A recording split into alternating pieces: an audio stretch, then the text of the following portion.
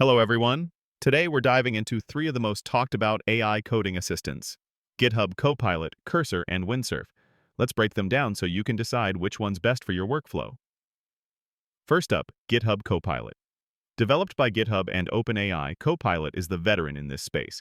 It's fully integrated into editors like VS Code, JetBrains, and NeoVim, and provides real-time code suggestions across dozens of languages. It also includes Copilot Chat, which helps explain code, write tests, and debug logic in natural language.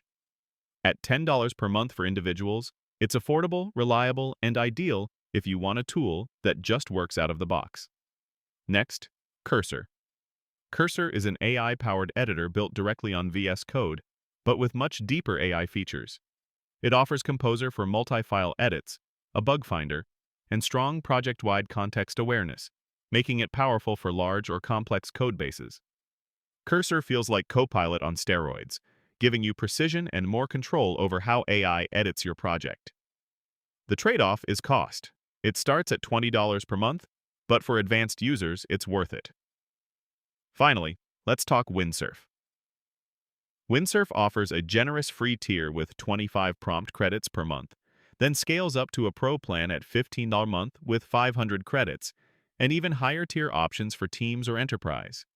Its standout feature is Cascade, an agent that automatically gathers relevant context, making AI-assisted edits feel remarkably intuitive. It's fast, smart, and ideal if you prefer a modern coding experience with flexible pricing. So, which one should you choose? GitHub. Copilot shines for affordability and reliability.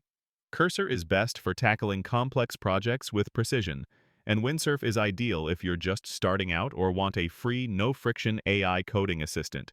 Try them out and see which fits your style. Thanks for watching. Don't forget to like, share, and subscribe for more DevTool breakdowns.